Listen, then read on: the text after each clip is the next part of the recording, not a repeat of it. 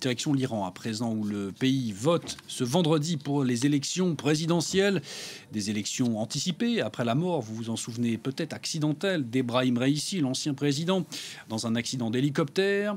Comment les Iraniens voient ce scrutin? On va justement en parler tout de suite avec notre envoyé spécial en Iran, Karim Yayaoui. Bonjour Karim. Karim, la jeunesse iranienne s'est particulièrement mobilisée avant ce scrutin, hein.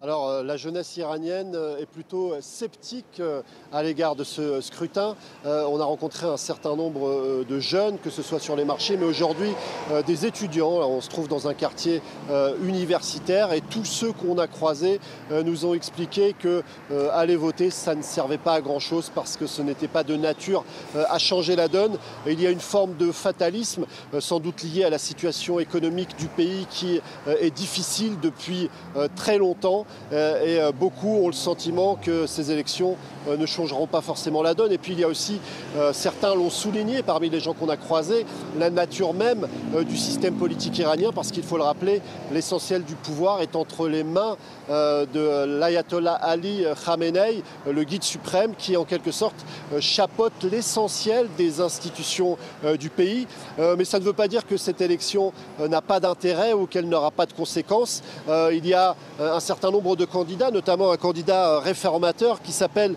Massoud Pezeshkian. Et de l'autre côté de l'échiquier politique, il y a quelqu'un qui a une ligne beaucoup plus dure, un conservateur qui s'appelle Saïd Jalili. Et clairement, si c'est l'un ou l'autre qui remporte cette élection, eh bien la tonalité ne sera pas la même parce que évidemment celui qui représentera le visage de l'Iran donne aussi une tonalité, donne aussi des indications sur la façon dont le pouvoir iranien voit ses relations internationales finalement. Karim, l'autre enjeu de cette élection présidentielle, c'est aussi celui de la participation, hein. C'est souvent un enjeu important pour le pouvoir iranien. L'ayatollah Ali Khamenei a souligné qu'une participation importante était une victoire pour le pays et synonyme de désillusion pour les adversaires de l'Iran. Alors justement, cette participation pourrait être éventuellement un peu plus élevée que lors de la dernière présidentielle de 2021. Peut-être notamment à cause de la présence de ce candidat réformateur, Massoud Pezeshkian, qui a finalement fait entendre une parole un peu différente de celle des conservateurs. Il a notamment indiqué que le dialogue à l'international devait se faire.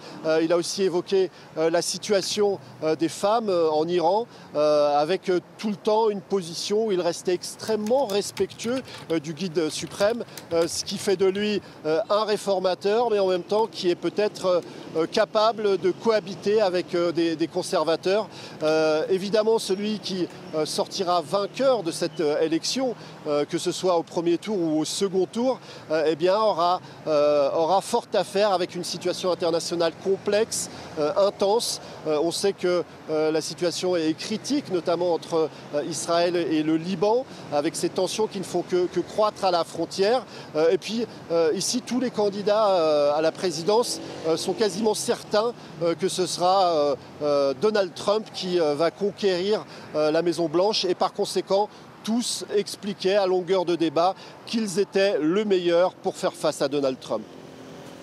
Merci Karim pour toutes vos explications. Karim Yayaoui, l'envoyé spécial de France 24 en Iran, donc.